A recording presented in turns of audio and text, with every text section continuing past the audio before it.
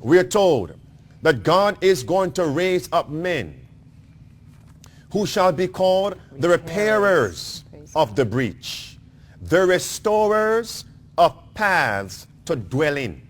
And we're told in Prophets and Kings, page 677, we just read it, that this represents a movement in the last days.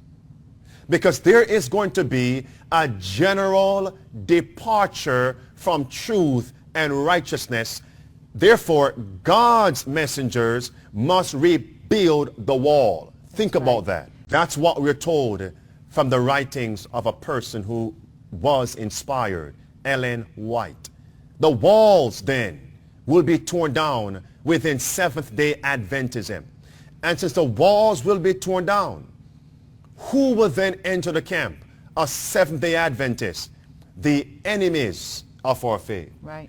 And yet, we have leaders saying that there are no enemies of the faith within Seventh-day Adventists. Wow. I want to ask you a question. Would you believe me if I told you that publicly and in writing, someone asked Elder Ted Wilson,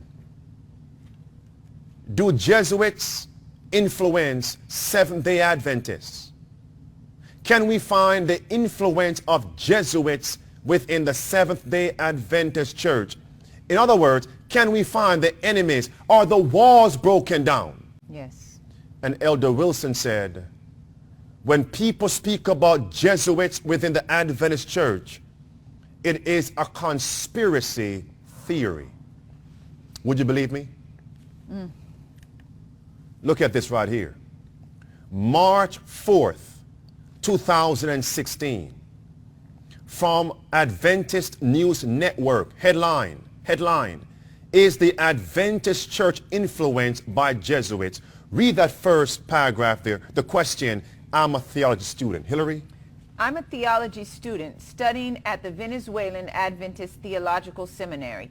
I would like to know, is the Seventh-day Adventist Church influenced or affected by the Jesuits? And if not, how can I help my local church brethren to be at ease and committed to the church organization? And what was his answer? Pablo, thank you for writing. The question about Jesuits infiltrating the Adventist Church is a conspiracy theory that has been passed around for decades. It has no basis in reality, end quote from Elder Wilson. Wow. In other words, the walls aren't broken down. The enemies of the faith are not in the gates. I want to ask you a question, friends. How many examples can we cite that there is Jesuit infiltration within our hospitals, within our schools? Many of them are now teaching evolution. Within and even within our churches, within our seminaries. Look at this. What about our Sabbath school lesson guide? Now here's one from Christ and His Law Sabbath school lesson guide. Here is a contributor, Keith Burton, one of my past professors at Oakwood College back in the day. He quoted from Leslie J. Hoppy in the Sabbath school lesson guide. Who was Leslie J. Hoppy? He is a member of the Order of Friars, a direct link to the Jesuits, Roman Catholic monk, in our Sabbath school lesson guide. Now, so what did Ted Wilson mean when he said that there's no Jesuit infiltration in our church, in our movement? Or even influence, he said. Influence. Now, here's one more. Who is Rodney Stark? Found inside our Sabbath school lesson guide just in 2016, September month, who is teaching revisionist history. Right. There's no such thing as the Inquisition. Popery did not kill any Jews during World War II, etc. Let's move on. Who are we to believe? What's happening among us? Have the walls been torn down? Yes, they have. What about the NIV Bible that most preachers are now using?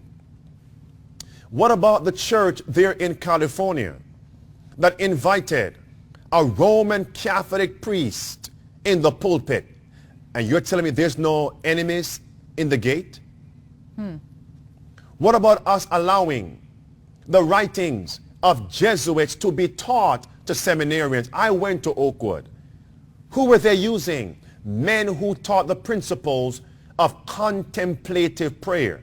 Where can we trace contemplative prayer back to? Spiritual formation. Loyola. Ignatius Loyola. And it's the same Ted Wilson who stood up during his inauguration address and said what? Stay away from spiritual formation, which is now rife and prevalent within which church? The Seventh-day Adventist Church. Yet in 2016, he wrote, stating that the Jesuit infiltration, the influence of Jesuits among Seventh-day Adventists, it's a conspiracy theory. It has no basis in reality. And Loyola was the founder of the Jesuits as well as contemplative prayer.